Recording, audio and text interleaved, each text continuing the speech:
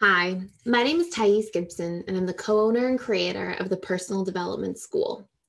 This is your daily breakthrough video, and in this video, I'm going to talk to you about 7 core anxious preoccupied protest behaviors that happen often when an anxious preoccupied individual is triggered in a relationship.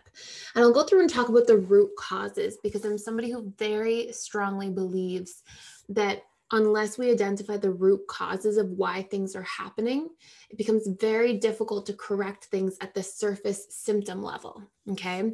So, for example, if we look at somebody and we go, oh, we see that this person's trying to make their partner jealous. And then we go, we'll stop trying to do that, repress the need to do that, push that down, just say no.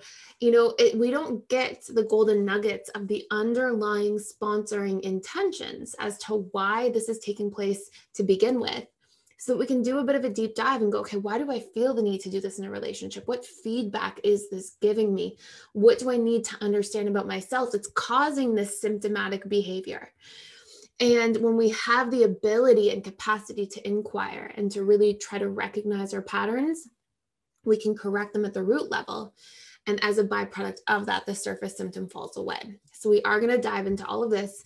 We'll go through the 7 key subconscious patterns and how they sort of show up as protest behaviors, what they're linked to.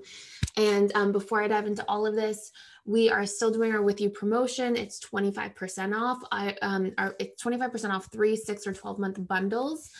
We do offer a full money back guarantee within the first 30 days if you're not super happy with the experience you have. So you can check that out. Link in the description box below and on here. And we at this point have 7 live events a week to promote community. So I do 4 live webinar calls that are answering questions, bonus content, and we have our attachment coaches who do live socials, live morning and evening routines, all this really exciting stuff. So check that out. Okay, so the first protest behavior that's really common for the anxious preoccupied individual is that they will often try to make their partner jealous, like I was mentioning. Now, the reason for this, when we really look at it, instead of judging the behavior and going, oh, that's not a good behavior, this is a call to inquire about what's happening that's creating that behavior as a symptom to begin with. So we can ask ourselves, what need am I trying to get met by making my partner jealous? And a lot of times for anxious preoccupied individuals, it's trying to meet the need for certainty, right? To know that like the person does care or does love you by if they have a reaction or not. Okay. Now, often this is happening with dismissive avoidance who, even if they do feel a certain way, they'll try to repress their feelings and push the person away. So it can kind of work against an anxious preoccupied individual. And often as well, when an individual is feeling insecure or not feeling validated enough or loved enough or not feeling like they are receiving connection or love in the way that they would like to. And so again, they're kind of testing. And when we understand that, we can go, okay, what's a better way? And a much better way is have a conversation and say, hey, words of affirmation are really important to me. How are you feeling about the relationship? Or, hey, I could use some more reassurance in the relationship, and I'm going to work to give that to you. And I would really love if you could give me some compliments sometimes and things like that as well. I think that's part of a healthy relationship. Whatever conversation it is, or, hey, where are we at? What's going on with us? Like, bring a conversation to the table. It's conscious instead of try to elicit a response by doing something that's an unconscious strategy that probably isn't going to work in the same way. And if anything, is probably going to work against you. So that's number 1.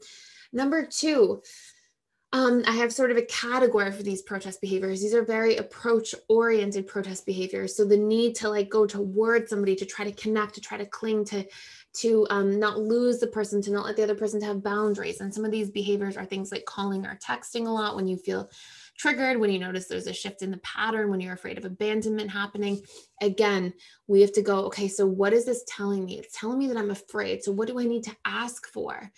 In the healthiest version of myself, how would I approach being afraid, or how would I best receive somebody else telling me that they're afraid, or sharing that they're feeling insecure in a relationship? And if we can be more vulnerable and we can be more direct and share what we're going through and what we need, it's always going to go a lot better. Okay.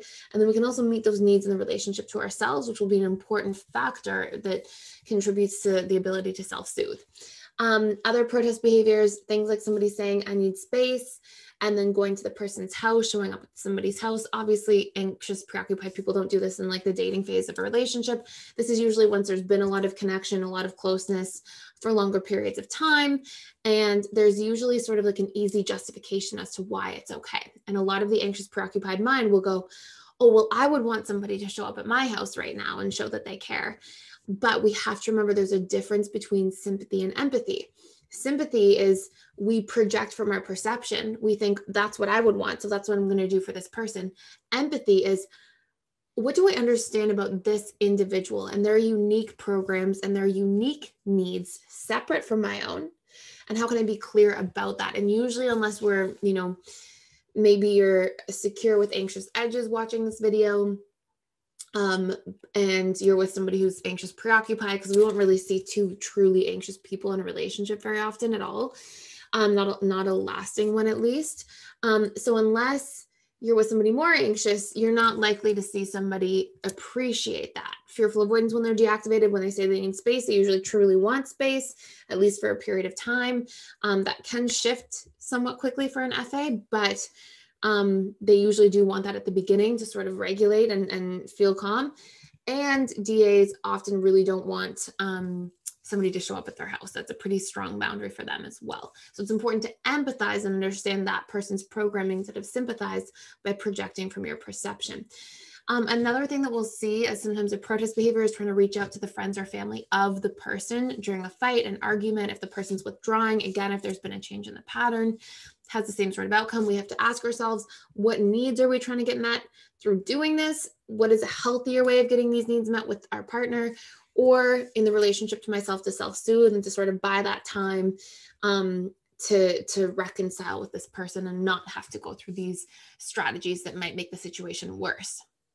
Another big one we'll see, number 5, is testing. It's very common. It sort of goes hand in hand with trying to make somebody jealous, but we can test as an anxious, preoccupied person in many different ways, okay? And you can write a list of all the different ways you notice that you test your partner. It's a great thing to observe and to make conscious and recognize if you find yourself doing this. And again, ask yourself, what need am I trying to get met? What's a healthier way to get this need met that is a more secure version of me showing up in the relationship? Number 6, trying to get a reaction by pushing somebody away with no actual intention to push the person away. And this is, again, like sort of a form of testing to a certain degree.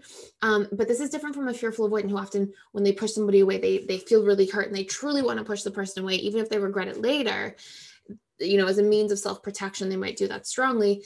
But an anxious, preoccupied might try to push away a little bit to try to hope, as sort of a hope to get that validation, to get the person to go, no, I do want closeness.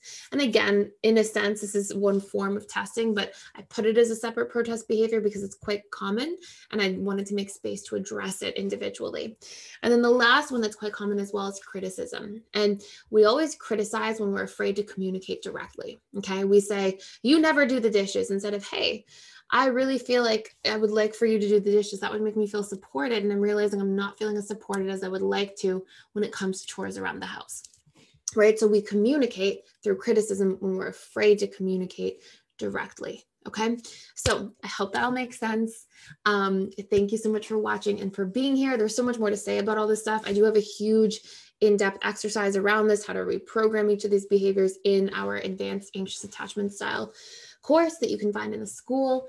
And if you have any questions, let me know in the comments below. Thank you for watching. Please like, share, and subscribe, and I will see you in the next video.